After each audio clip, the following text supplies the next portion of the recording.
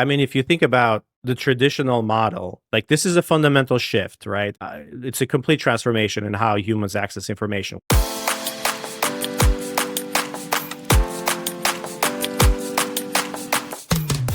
Hello, and welcome to Generation AI, where we demystify artificial intelligence in the world of higher education. I'm your host, Ardis Kadiu, and with me today, my co-host, JC Bonilla. Hey, JC. Ardis, how are you? Happy Friday. Happy summer day Friday. And it's good to see you, my friend. Welcome back to the US. You've been Caribbean, enjoying beach vibes. I Huh? was in Mexico. I was in Mexico last week, so it was great. How many bottles of tequila did you smuggle?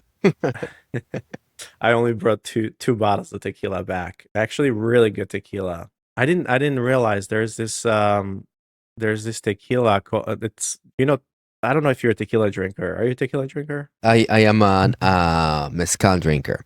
I Okay. really go deep to mezcal, but tequila is something I mix. But say Yeah. more. So, Yeah, so we had this Don Julio tequila. It was an añejo, which is añejo is mm, usually an aged in kind of the correct. barrels, Yep. and it has a color to it. Obviously just like a whiskey or whatever. It And looks like human fluids, by the way. You want to give it the color. well, this one was clear actually. So this was clear, and I was like, "How is it an añejo? It's clear."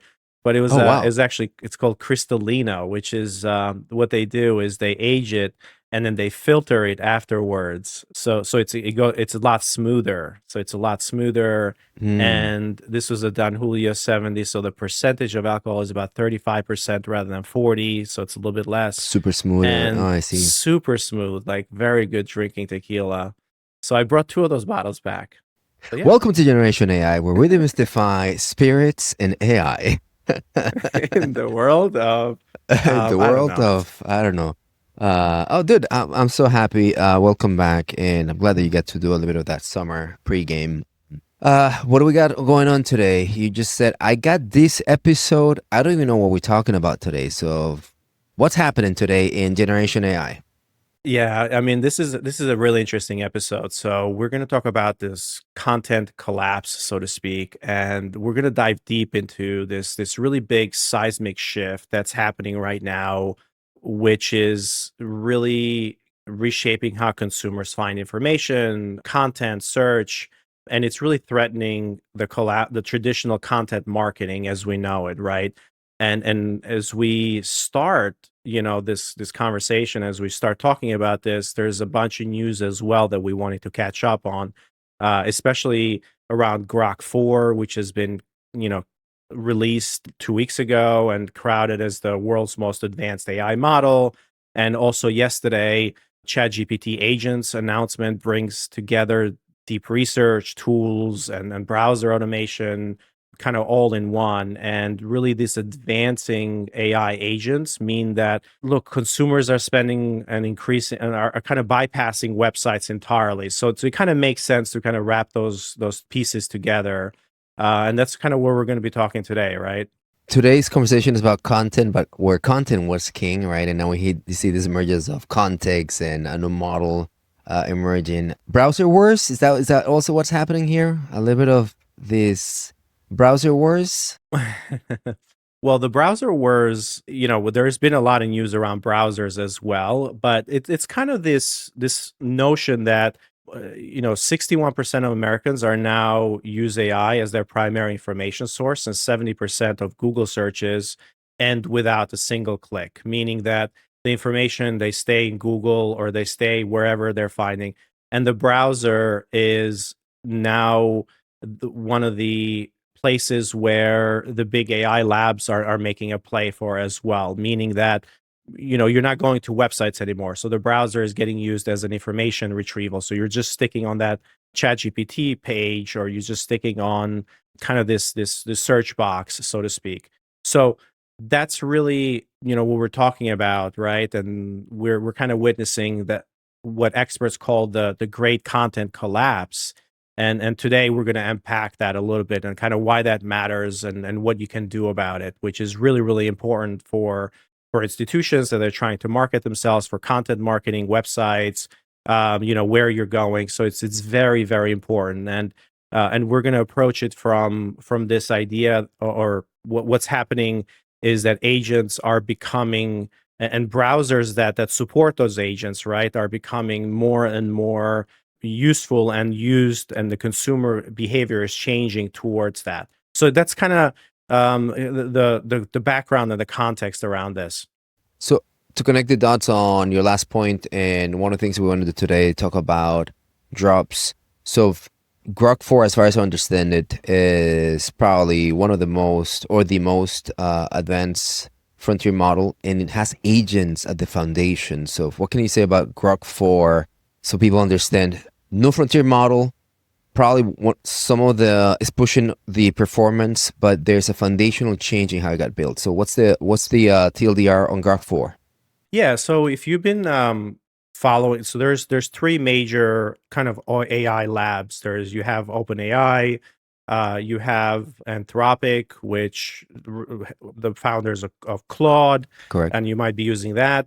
But then Gemini, which is Google, so three, and then the fourth one that kind of rose as a closed one and very, very frontier models was XAI, and this is the Elon Musk XAI lab, which is just 2 years old, and they released Grok 3 early in February, and they last week they just released Grok 4. So Grok 4 is basically kind of taking the internet by storm this this past week.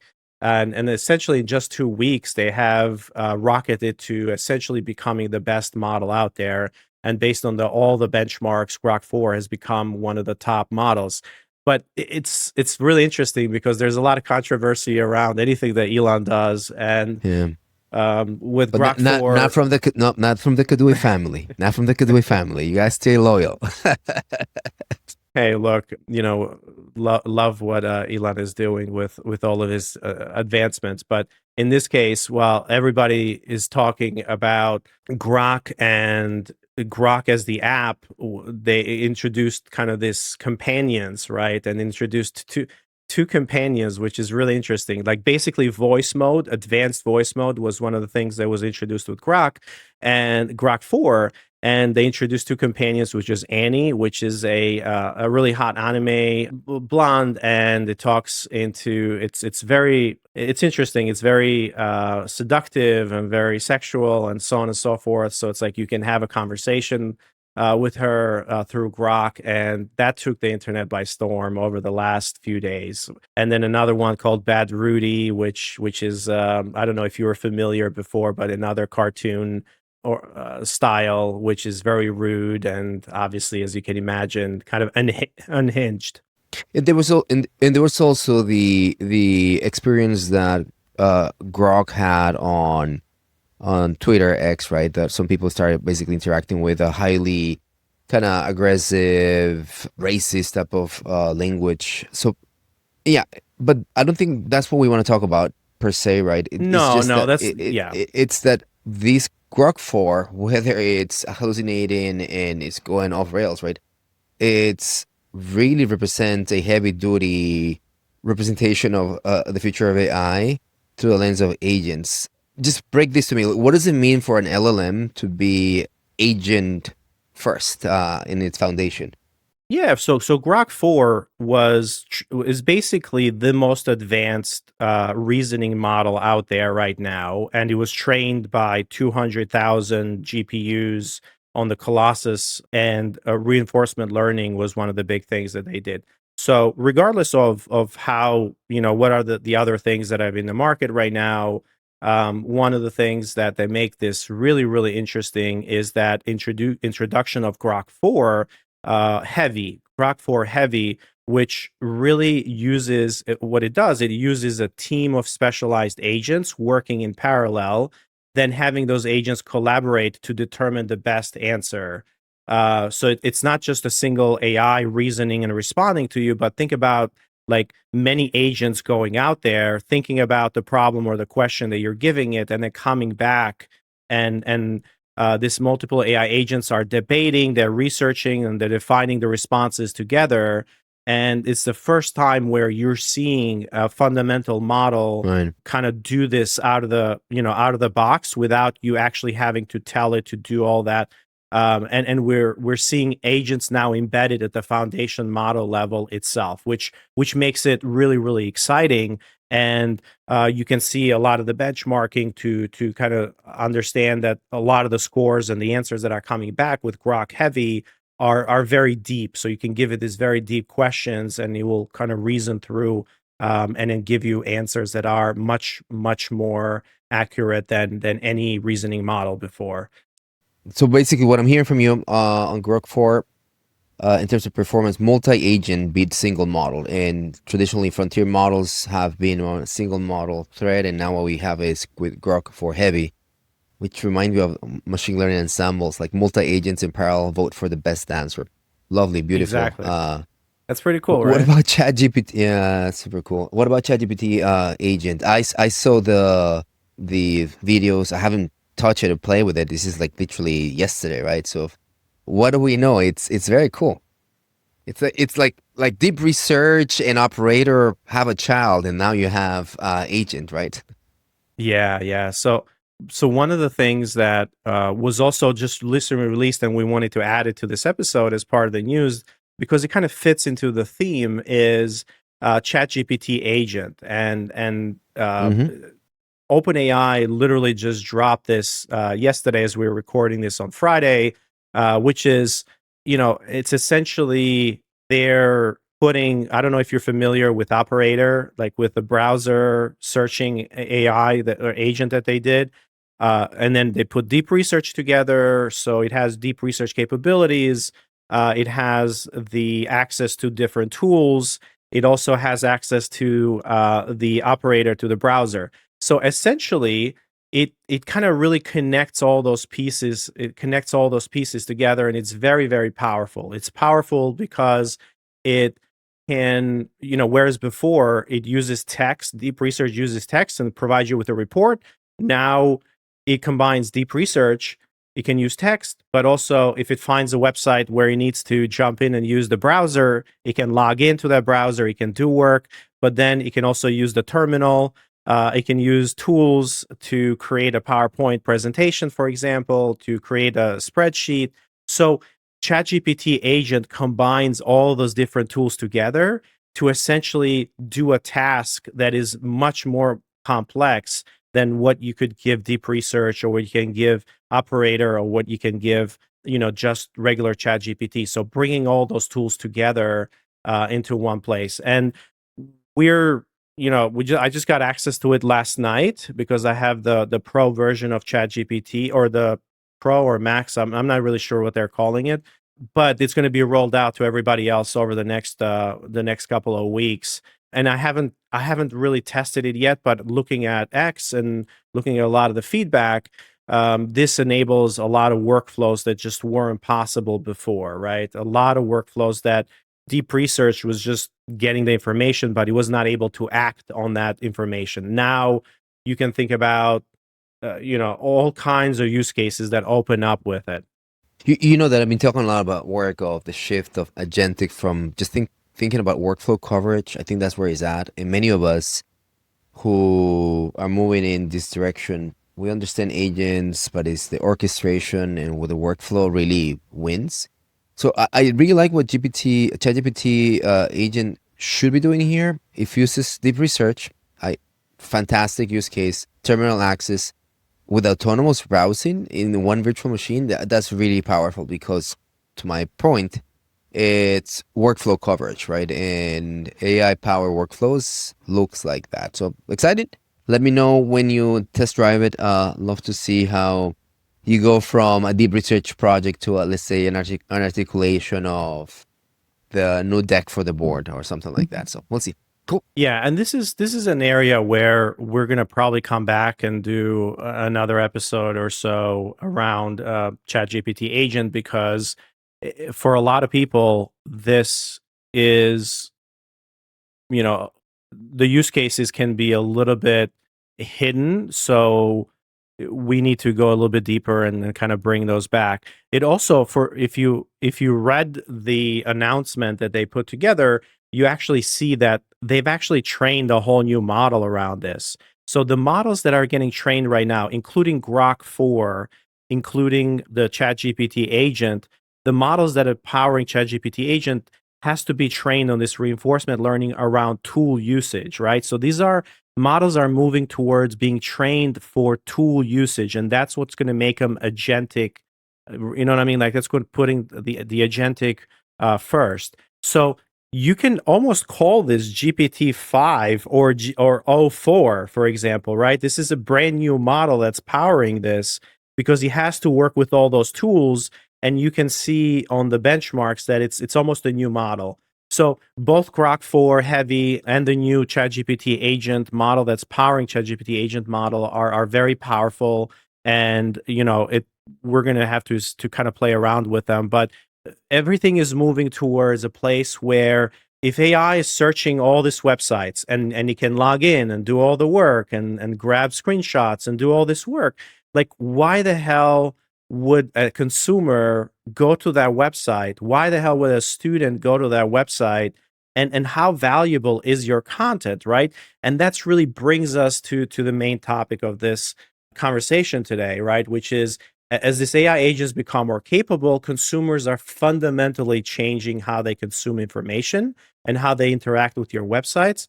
And that's really creating what we're calling the great content collapse, right? And that's really where we're going to start kind of diving in and then discussing this, right? Understanding what exactly does that mean. And artists, the numbers on the shift are incredible. Like if we just sort of got it right, framework mental model is these new agentic work streams are capable of doing things differently. As such, we consumers tend to consume producing information differently, and the numbers backing that up were just mind blowing. Can we cover some of these stats on your research on consumer AI adoption and how it's exploding? Yeah, I mean, look, this probably not new because we talk a lot about these numbers, but 61% of American adults have used AI tools in the last 6 months. Nearly 1 in 5 rely on it daily. This number is probably a lot higher today. So that's about 600 million daily users globally, right? It's not just here in the US. ChatGPT alone, like they have 800 million users to a billion weekly active users. 800 was old, right? It was just a month and a half ago. Now they're closer to a billion weekly active users. And when you think about 77% of Americans now use ChatGPT as a search engine, with Gen Z leading that, right? So it's crazy. Think about it. 70% of people use it as a search engine. And we see it ourselves. Like I don't go to Google anymore. It's like we've completely changed our, how we do this. Now, when you think about the traffic collapse here, it's already here, right? So the traffic to your websites has already collapsed. We're seeing it in our own metrics, and we're seeing it in our own kind of Google Search Console and so on and so forth. But 65 to 70% of Google searches now end without a single click. Can you imagine that you're going to Google to find something, and like 70% of the time you're not even clicking on anything, because if it's Google AI overviews or the information that they bring together for you now with AI mode, like that number is probably even higher today.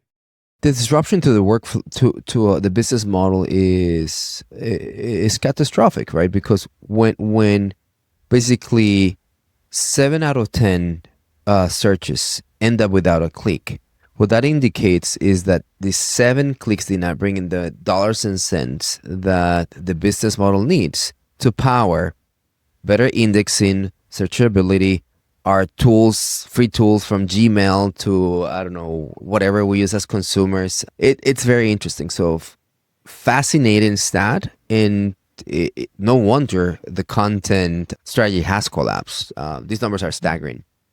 Yeah, I mean, if you think about the traditional model, like this is a fundamental shift, right? Into it's a complete transformation in how humans access information. We've talked about this before. We talked about this a year ago when we talked about the AI overviews and so on, like how SEO is going to change. well, it's here today, and now we have some real numbers. Like, so the traditional model was question, you do some search, you click, you read some content, you get your answer, right? So you have to go somewhere. You have to click something, you have to read, you have to get your answer. Now the new model is you have a question, and you have an AI agent, instant answer. It's like wow, it's like shortened so fast. And of course, so the middle steps of your website, your content, your ads, they're completely being removed from the equation, right? So it's like, and then when you think about the economic reality of this, is that Google today is their scraping ratio has deteriorated. This is a really, really important number. So keep this in mind, right? The scraping ratio means that they scrape 2 pages, right? So the amount of pages that they scrape to the amount of traffic they sent to you. So if they scraped 2 pages a decade ago, it was 2 to 1. They scraped 2 pages from your website, they send you one person to your website. Today it's 18 to 1, right? So from Google, it's 18 to 1. It's actually in the last 6 months it was 18 to 1. Now it's even, I believe it was even higher, like 150 to 1 today after they introduced AI overviews and so on. Like that's even changed. But think about it this way: when you look at ChatGPT, because ChatGPT also has answers, it's 1,500 to 1 ratio. So ChatGPT scrapes your website, scrapes 1,500 pages, and only sends one person or one click back to those visitors. And that number is even higher for Anthropic and so on and so. So it's crazy the amount of like the closed bubble that people are staying where these agents are. They're not going to your website. So this the proportion of the expansion of these ratios, like we're going from 2 to 1 to just a few decades ago to 1,500 to 1. Search is has become this idea. I would say answer as a service, right? So, but as a consumer, so what is happening, right? It's as we think about the collapse of content, right? My data, right? It's free training data, right? Your blog, your data entry somewhere else has become some type of training data. So it's a really interesting change in monetization and the business value that for us to generate the outcome of the person that moves in, this computational power is thrown at it. It is ingesting thousands of more things to generate that one outcome. But remember that this is not about training data. This is about real live data, because all of these AI agents and AI tools like ChatGPT, Claude, Perplexity, Google, like they're essentially, when you ask it a question, they now have a tool they're using. Remember, these agents are using tools, and it's going out on the web and searching and finding information. So they, behind the scenes, they're scraping your web in real time. They're scraping it just like Google is scraping it, but they're using it for real time. So it's not about the training data, it's about the content, and the what they're doing is RAG, basically. It's like a retrieval augmented generation. So you ask it a question, it breaks that down, it understands where, and it kind of uses its search index to pull all the information, to go in real time to scrape your website if it doesn't have it in the index, and then it's providing the answer to the user. So it's still using your content and your website. It's not about the training data, because remember, these are reasoning models. It's no longer about like when was the information cutoff date, because it has a real feed to the information because of that search. Does that make sense? So it's a very Yeah. different Okay. model. It's not Yeah. it's not about the training data anymore. It's about like the real access to that index. So yeah, it totally makes sense. And I guess what I'm now taking away is the reason why this is happening is because consumer behavior is driving this change, right? And the economics realities, these things we just went through, is the actual output of a new style of me, the consumer, going for these information flows. Exactly. And when you think about it, is like the things that you try to do when you go to Google is like, yes, search tool, like you do some search for an answer, but then also you're doing like product recommendation, or you know what I mean? Like you're searching for shopping. So if you're doing a product recommendation, or like you're saying, okay, what tool is better, this or this, or you're doing product recommendation around programs. You know what I mean? Like if you're searching for program X versus program Y, or major X or school X versus school Y, like you're going in and you're doing that search now in the LLMs, or you're doing that search in the chatbots, or these agents. You're not doing it on Google anymore, and you're not going into those individual pages. So the consumer behavior is completely driving this. So like it matters a lot, right? Because now you need to your product better be on ChatGPT. Otherwise, like your school or your program or whatever, it doesn't appear anywhere. So the student is not even gonna see your website for you to make an effect on them.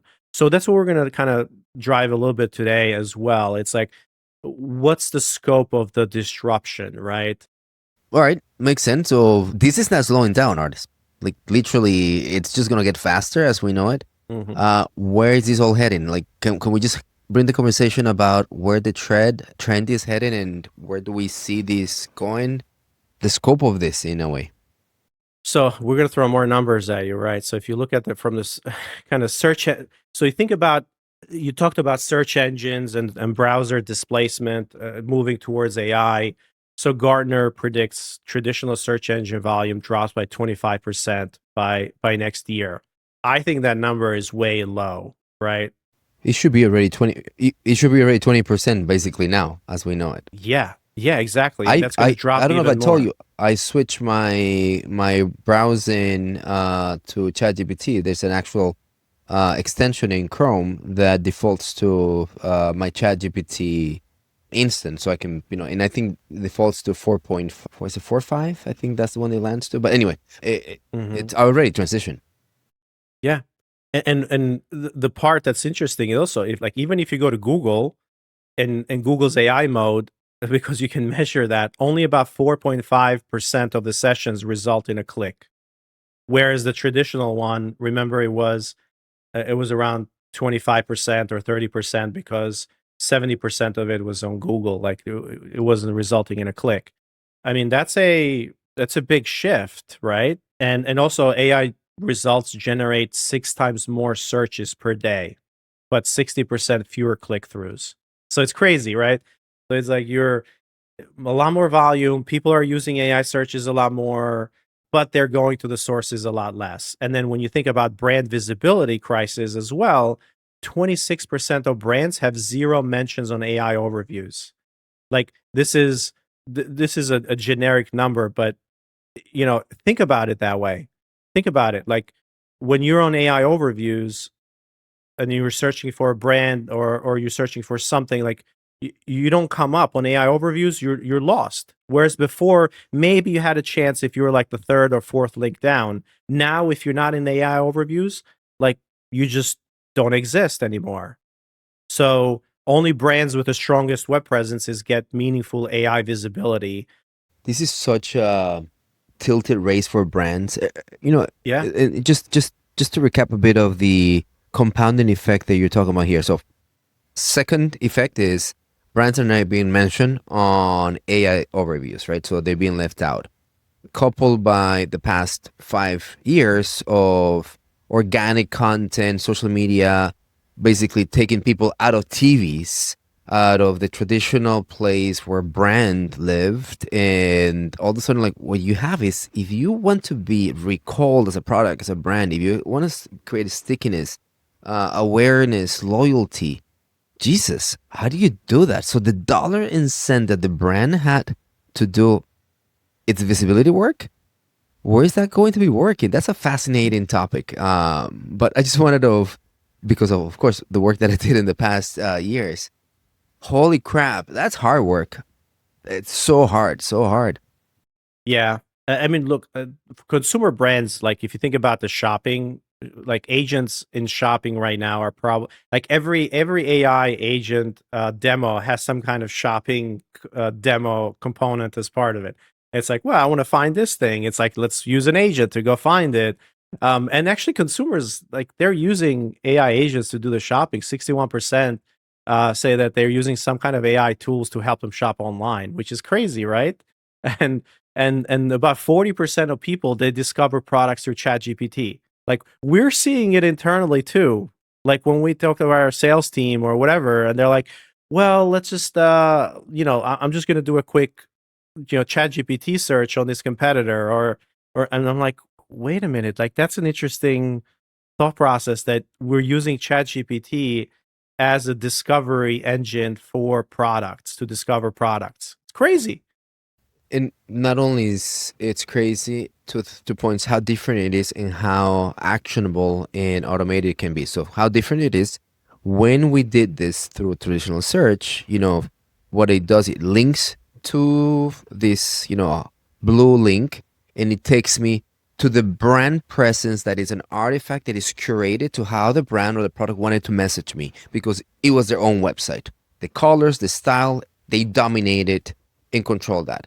Now what happens is that the branded product is represented in the way that the LLM thinks it should be represented. That's fascinating.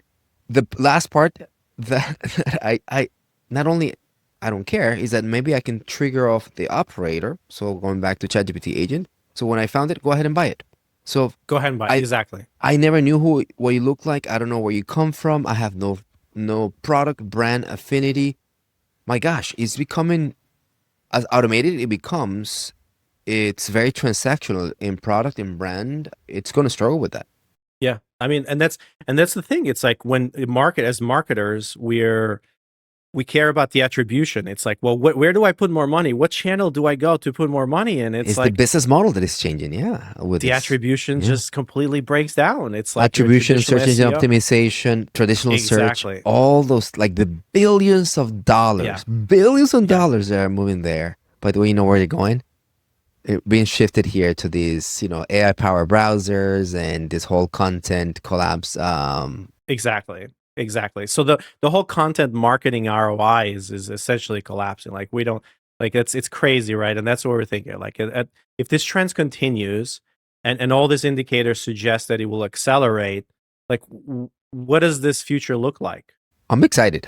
First of all, I'm excited because it rides on a reality of the consumer and the attention of the consumer is where it's at. So let's unpack this. But I first start with the end of the click-based economy. That's good, artists. That's good for all of us. Unpack that. Well, so it feels like an end of an era, right? It's like Of course. it's the entire digital economy has been built around this assumption that valuable content drives traffic and traffic generates revenue through ads or conversions and that revenue funds more content creation. Oh So my so gosh, this I feel like I'm back in Vayner with these conversations. What's happened? Did I go back 3 years ago? I know. But agents break the cycle, right? They break the They do. cycle. So discovery now happens in AI interfaces. So there's no longer you don't have to go to the websites. Research is conducted by AI agents. They compare things together. You don't have to have this thing. So there's no human visitors anymore. And then purchase decisions are just purely AI recommendations, right? They're influenced by what the AI recommends at that time. So it's not the marketing content, it's the AI who's recommending it. So it just completely changes. So what does this mean? E-commerce, right? Immediately product discovery. Think about e-commerce of, where your product ranks. Do I show you the picture, the lookalikes, all that? It's through an AI conversation, reviews, comparison, synthesization of information, brand differentiation, gone as we know it, and now emerges through the lens of AI. Correct. Correct. Exactly. Exactly. Like the review and the comparisons are being synthesized by AI. When you think about from the media publishers, like we have Enrollify here at Element as well, it's like like they're just extracting the value. So if you write an article for what's the best way to market to graduate programs for health and sciences, right? And there you have an expert in there. Well, you can now ChatGPT can synthesize that and extracts the value from your content, and it doesn't even give you a reference or back. It doesn't even give you credit for it because your brand doesn't come through. So it doesn't drive readership for you. It just synthesizes all that stuff. Subscription models are threatened as well because AI provides these summaries and insights. So you no longer have to go to like a website to read or synthesize or to what I mean. Like the subscription model kind of goes away in some senses, and then original reporting becomes, I don't know, like the training data on the original reporting. Like we're seeing the idea of New York Times suing OpenAI and so on and so forth. But for the content. Yeah.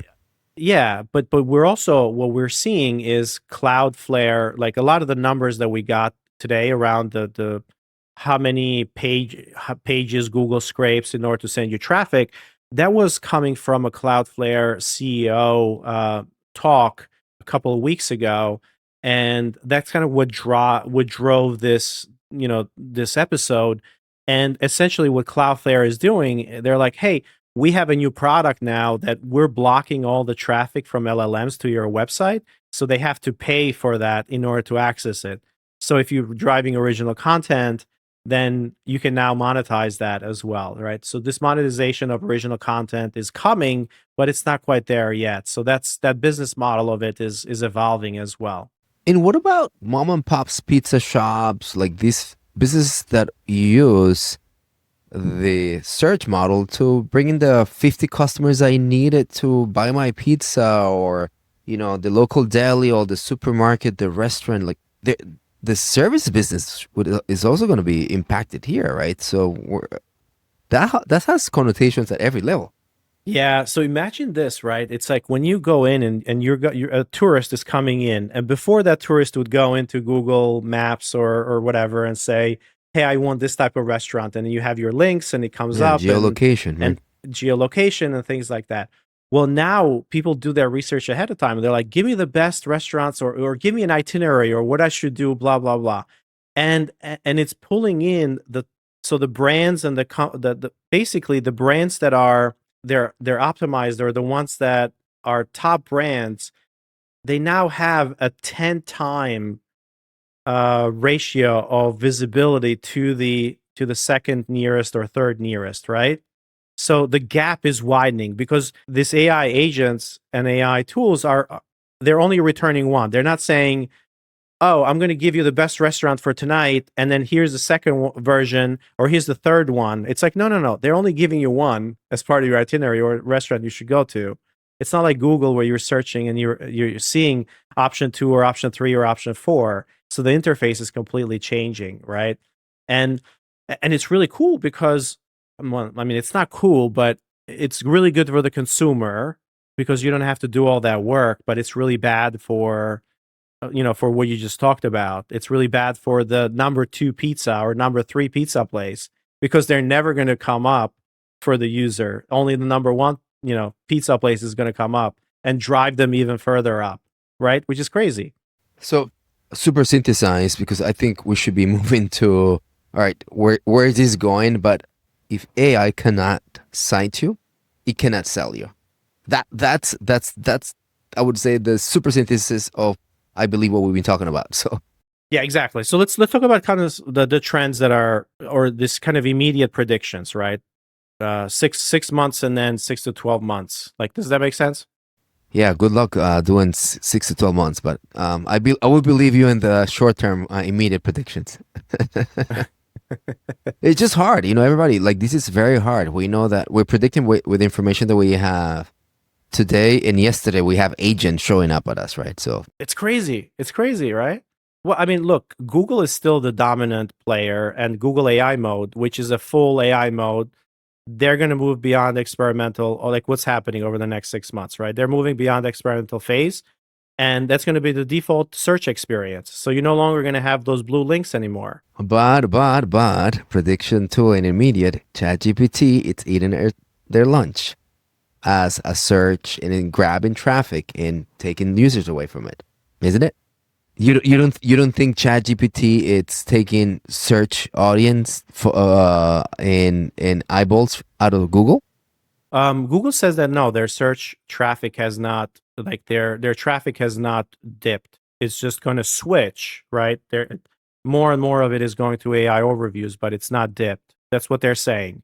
Now, of course, we see it every day that yes, it's, of course, it's going away. So with the pause you're telling me based on these predictions, Not in the data 6 months. suggest. And then Yeah, okay, in the got next it, got it. 6 months, but it doesn't matter because you still need to Google AI mode will still be the will move as the primary source. Search and shopping ads in AI overviews, like expanding to that, they're going to start to figure out how to do ads in AI overviews over the next 6 months. They're going to need to do that. You're already seeing it, for example, with Perplexity. You're already seeing it a little bit with ChatGPT, like where they introduce search, product search, or buying or shopping as well. And then specialized AI ecosystems will kind of come up. That's probably one of the areas that we're going to see. Maybe Perplexity does it for, like, how they do finance right Mm-hmm, now. They mm-hmm, focus mm-hmm. specifically on finance. You're probably going to see a lot more of those, or travel. Yeah. So that's gonna become really, really And important. by the way, AI thrives with hyper context, and this is going to be really good for us consumers because when it's in the ecosystem of healthcare versus education, it would be better in context, less hallucinations, and just better overall. Exactly, exactly. And you're already seeing it with ChatGPT agents. This is no prediction. Actually, it came true yesterday, but the agents, every major platform will integrate AI agents as the primary user interface, right? So, we've been talking about this for a long time now, but medium term outlook, when you think about, 6 to 12 months, AI agents become the primary gateway for all information discovery. Like, I can see a world where our website now is completely agent first. It doesn't, we're going to see the ChatGPT agent being used more and more. So, you don't really need a person to click buttons anymore, right? That agent can do all that stuff. Conversational AI can deliver more kind of this rich SEO, this rich interfaces, and then SEO becomes completely irrelevant in the next 6 to 12 months, like, or to the traditional way, the way we think about it. Yeah. How do I prepare artists? Do you have a POV of, I guess, for all the reasons in myself, right? How do I prepare for these? Like, there's an aspect of adapting, I believe, and we also, unlike minute 45, everybody. So I don't know when you edit this what it's going to look like, but how do I prepare for these things? How do I adapt to an AI first world where the content ecosystem has changed? Yeah. Yeah, so this is an interesting area, right? And of course, a lot of people will say, well, whatever you did for SEO, you just got to do that same thing again. And now we've switched from what they're calling it generative engine optimization, right? So the new SEO is optimizing for AI systems and not necessarily search engines. So implement things like comprehensive, like schema markups for AI systems, because AI will search your website, but it's looking for structured information. Not very different, but this is becoming more and more relevant. Things like events and things like your content and articles and things like that. So implement those schema markups for your website. Structure content with clear question-based headings that AI can easily parse. So think about like how you ask a question in ChatGPT, and then it's always about a question, right? So when you're on your content, think about it that way. Structure it with kind of this question-based stuff. And what's acting really, really well, what's doing really well, is a lot of FAQs, building a lot. Remember that we told people like, oh, don't put FAQs on our website. Now they're coming back because it's FAQs are all about back. like exactly, exactly. So create answer focused content architecture that serves AI training needs, right? If you think about like the overarching picture, think about what you're typing in ChatGPT, and then building pages that contain all of that information around this answer focused content. It's like, what's the best program for X and Y? Why is this thing different than this? Or comparison pages that go deep into content. I think that like going deep is going to be super important because your page is going to be referenced a lot more, and building those pages with your brand in it rather than generic. Like they need to have your brand because the stuff is not coming back. People are not coming back to your site, so you need to inject your brand or your program names or people or whatever it is within your content as well. So that's going to be super super important. Brand visibility in AI systems. I can just see the whole service starting to come from, when you ask an agency, give me my brand style guide. So this is going to be for AI systems, of course. I like that. What else? Yeah. So yeah, I mean when you think about brand visibility anymore, you're not going to talk about keywords, but you're going to monitor kind of use case scenarios. Yes, of You know what course. I mean? Like you're going to monitor. So keywords are basically dead. Nobody's doing keywords anymore. It's going to be like, do I come up when people search what is the best restaurant in New York City for Y and Z, right?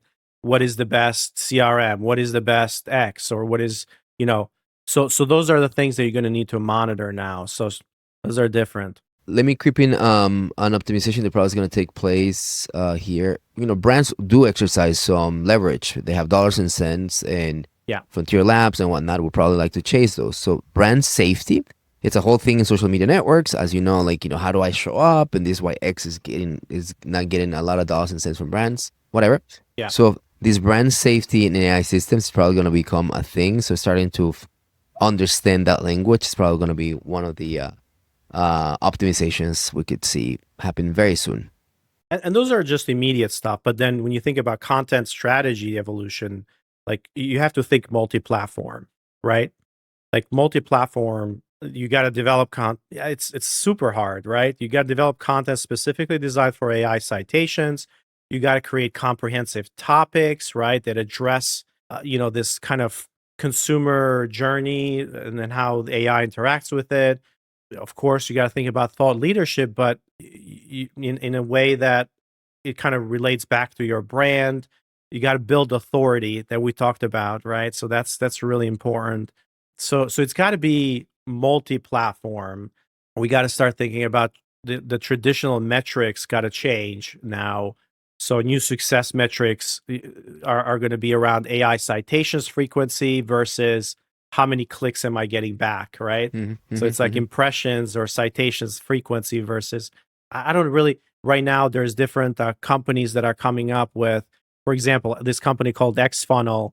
What they do is they look for your brand or different topics or questions around your brand, and then they go in and they do hundreds or thousands of searches or queries against all of the the AIs, and then they come back and say, hey, here's the citations for your brand throughout all of these different categories or questions that somebody could have asked. Here's the things that you can do better. Here's the content that you can build.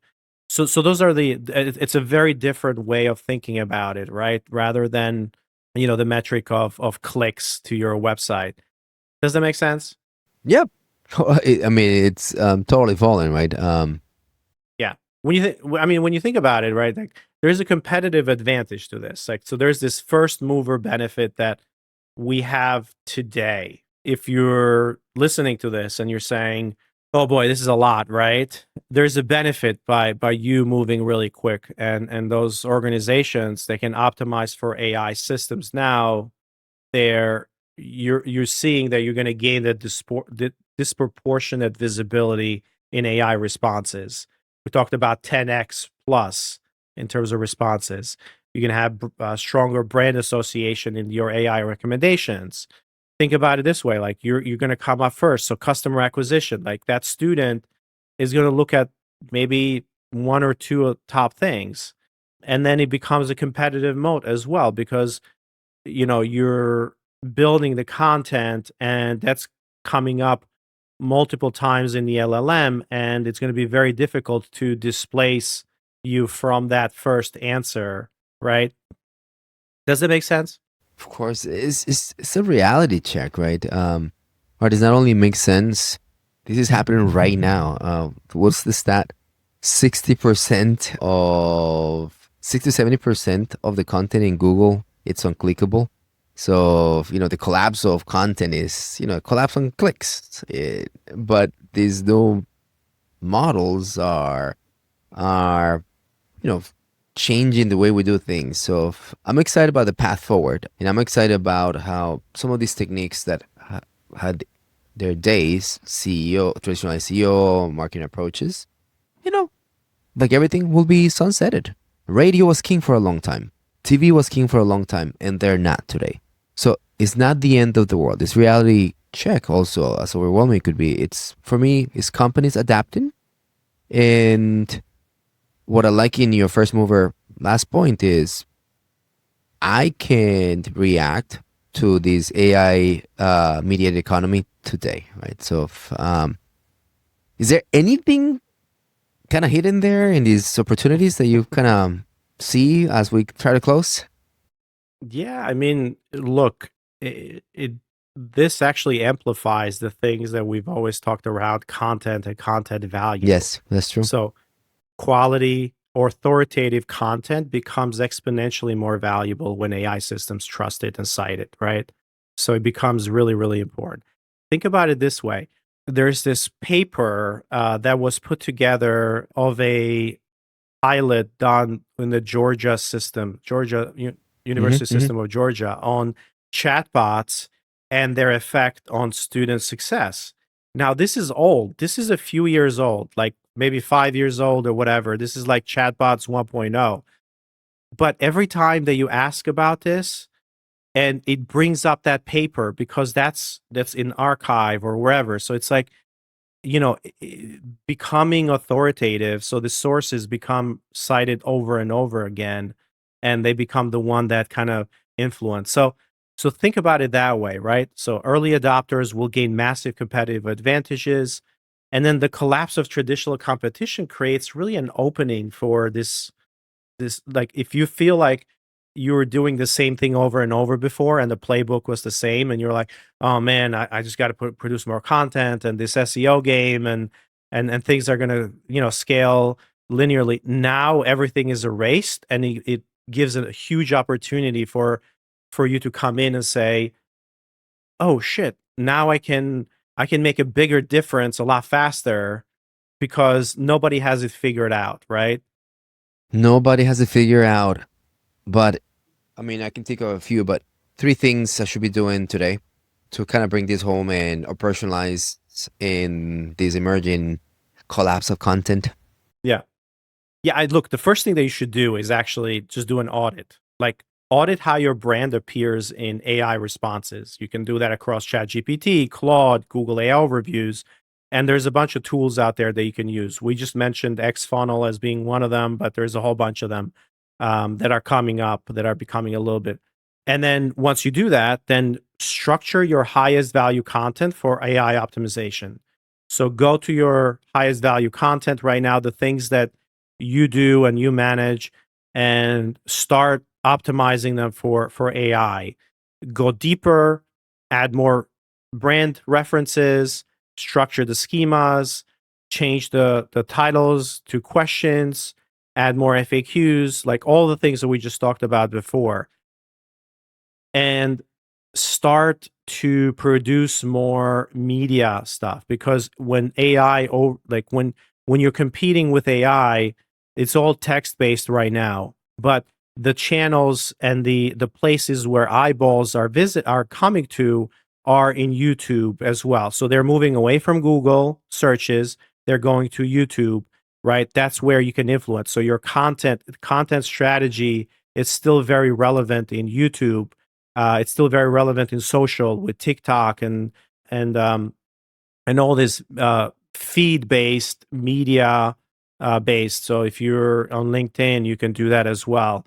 But that's your strategy, right? It's like, if you can't compete with Google and SEO, try to compete into the new media and video world with streams and social in there as well.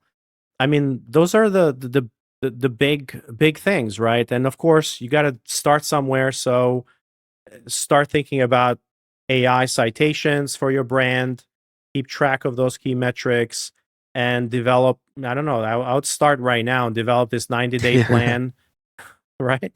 Start with 90 days first, and then who Yes. knows what's going to happen after that. Artist, it's been fascinating. Always love a data-rich, stat-rich episode and show. Also, a fun episode because it puts us on the application of AI in content marketing. So always appreciate flexing our muscles there. It takes us back to things that you and I have done in the past. But this is not about the death of content as it is. It's about the rebirth, I would say, of something more around context. And we have something about context engineering coming up. The games change, and one of the things that I used to keep as a metric of success in content is like how much you publish is how much you win, but now is how your content trains the models and how all these is no longer about the great stories that you write, but how structured your stories could be, and it's made for AI systems. And this is all what we know is happening like right now, 6 months, and more to come, right? So incredible. First mover advantage, everybody, and start today with your 90 days, as Ardis said. Ardis, you want to close up? Till next time, everyone. Generation AI is part of the Enrollify podcast network. If you like this podcast, chances are you're going to like other Enrollify shows too. Our podcast network is growing weekly, and we've got a wide range of marketing, enrollment, and higher ed technology shows that are jam-packed with stories, ideas, and frameworks, all designed to empower you to be a better higher ed professional. Enrollify is made possible by Element 451, the next generation AI student engagement platform that's helping institutions all over the country create meaningful, personalized, and engaging connections with their prospects and students. Learn more at element451.com.